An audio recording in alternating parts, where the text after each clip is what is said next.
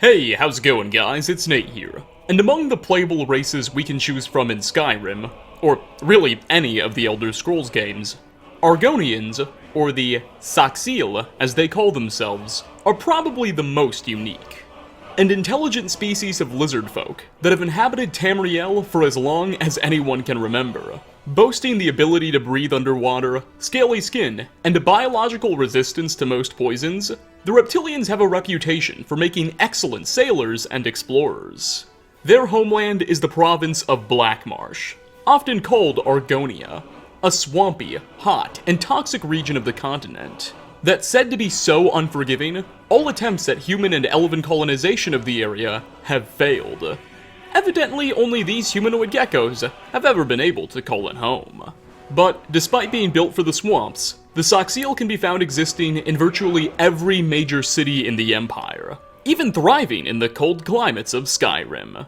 And there's more to their species than what the games make directly obvious. So today we'll be taking a look at 5 things you probably never knew about the Argonians of the Elder Scrolls V Skyrim. Starting off, let's begin today's video by analyzing the beginnings of the Argonian race, an incredibly fascinating topic, because we don't actually know much about it. You see, the Argonians, along with the Khajiits, are one of only 2 races thought to be genuine natives of Tamriel. Humans and elves first emerged on other continents, and merely migrated over here tens of thousands of years ago.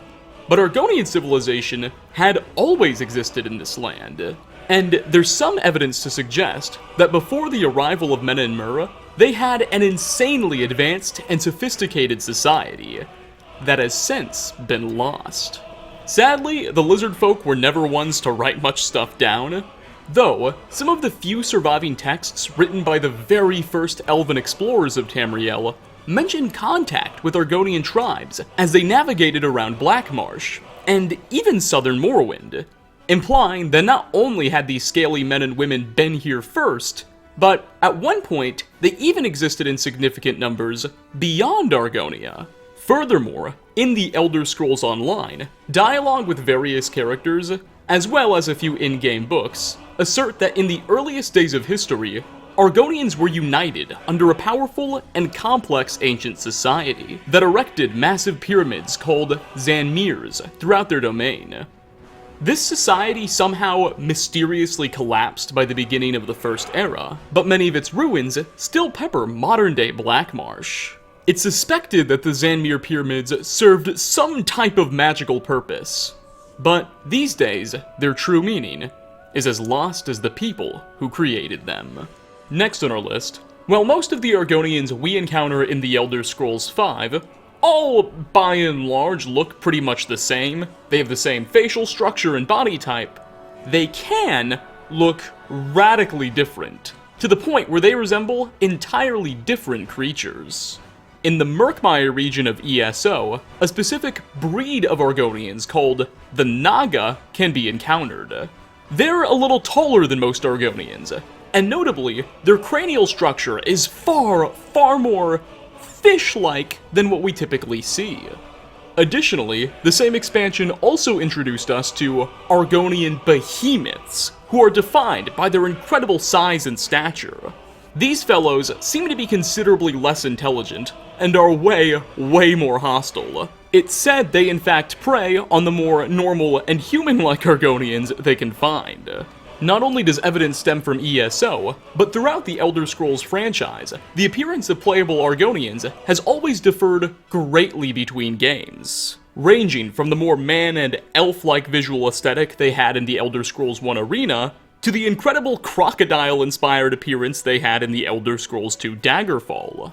It's thought that the reason behind all of these potential variations in appearance has not to do with an Argonian's biological parents or something, but instead with an element called the Hist. The Hist are a race of sentient, almost somewhat godlike trees, native to Blackmarsh, that share a shockingly strong connection with the Argonian people. When an Argonian first hatches out of an egg, of course Argonians lay eggs, they don't give live birth, that baby Argonian is supposed to drink some sap from a hist tree. which they believe gives them their souls.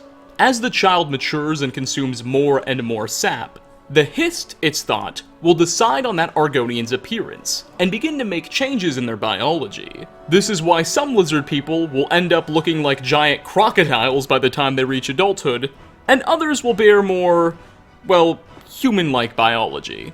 Admittedly, despite this being the most common explanation we're presented with in the games, thanks to dialogue in various books, it still has some holes. For instance, what happens if an Argonian hatches outside of Blackmarsh, nowhere near a Hist tree? Does it just grow up without a soul? Is it just given a generic appearance? We're unsure, so perhaps there's more going on that we're not told.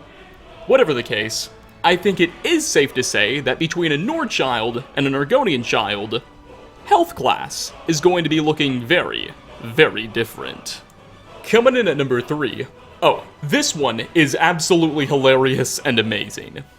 Did you know that the Argonians actually invaded Oblivion? And, for a brief while, even conquered some parts of it? Let me explain.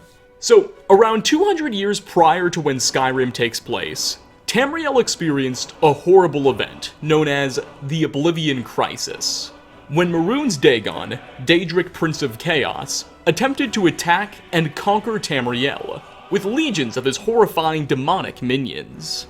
This, of course, was the whole plot behind the Elder Scrolls IV Oblivion.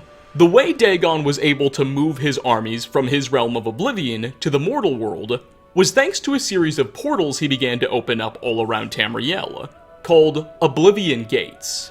While Tes 4 only took place in the province of Cyrodiil, we know that Dagon was opening up many of these gates in just about every part of Tamriel, causing chaos in all corners of the Empire. And with the Imperial army too busy trying to defend the capital, most provinces were left defenseless and suffered greatly. But not Blackmarsh. We learn from the Elder Scrolls novel The Infernal City, which is set just a few decades after the Crisis, that in Blackmarsh, as the Daedric invasion was beginning, an Argonian tribe called the Onyxeal quickly rallied together the various swamp clans, and somehow built up a massive number of armies, who then started charging into the Oblivion Gates as soon as they opened up, and the Argonians poured into Oblivion. So unprepared were the Daedra, who expected to be on the offensive, that they ended up panicking, and simply started closing the portals themselves in order to avoid being overrun by the reptiles. And thus, Mehrunes Dagon's invasion of Blackmarsh was over before it even got started. Soon enough, the entire crisis would end, thanks to the efforts of the Hero of Kvatch and the Last Emperor, in a rather complicated conclusion that involved some magic stuff. But just know that during this period of time, Argonia really didn't need anyone's help. For 4th spot, Jari Ra and his sister Dija are a pair of Argonians that lead their own pirate gang that they call the Black Blood Marauders. During a visit to Solitude, we can be approached by the pair, who will offer us the opportunity to join in on one of their schemes and make some coin. Apparently, there's a large Imperial ship bound for Solitude that should be arriving in the next few hours. What the Argonians want you to do is go to Solitude's lighthouse and extinguish the flame. This, they expect, will cause that vessel to crash, and then allow their large gang of marauders the opportunity to go to the wreckage and take whatever they want. This is the basis for the quest, Lights Out. And it goes largely according to plan. You go to the lighthouse, turn off the fire, the ship crashes, and the marauders take over the wreckage. However, when you arrive to claim your share, Dija and Jari Ra will turn on you, trying to take it all for themselves. You'll have to defeat them in battle, and then you get all the spoils of war, completing the quest. What Skyrim doesn't tell you, though, is that Jari Ra and Dija actually have a third sibling. Meet Gulamai. He's an Argonian dockworker at Solitude's East Empire Company warehouse, and a secret ally of Riften's Thieves Guild. Being a dockworker at Solitude Golem Eye is able to get his hands on some of the finest goods that ever grace Skyrim shores. He then steals them and sells them to the guild for a hefty profit.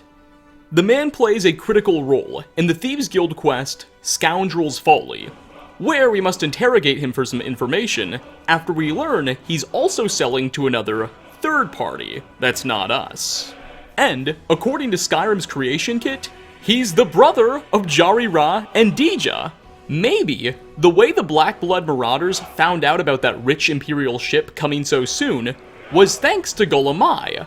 He could be funneling his siblings some information that served the Black Blood Marauders very well. Or maybe someone at Bethesda just accidentally clicked the wrong button when setting relationship status up. Oh well, let's move on. And finally, last on our list, one of the most popular literary works in all of Tamriel would have to be the Lusty Argonian Maid book series. A collection of books that are meant to be Bethesda's own humorous parody of real-world erotic novels, filled with hilarious and crude innuendos. Interestingly, the Lusty Argonian Maid books are all really plays, meant to be performed by a cast of actors.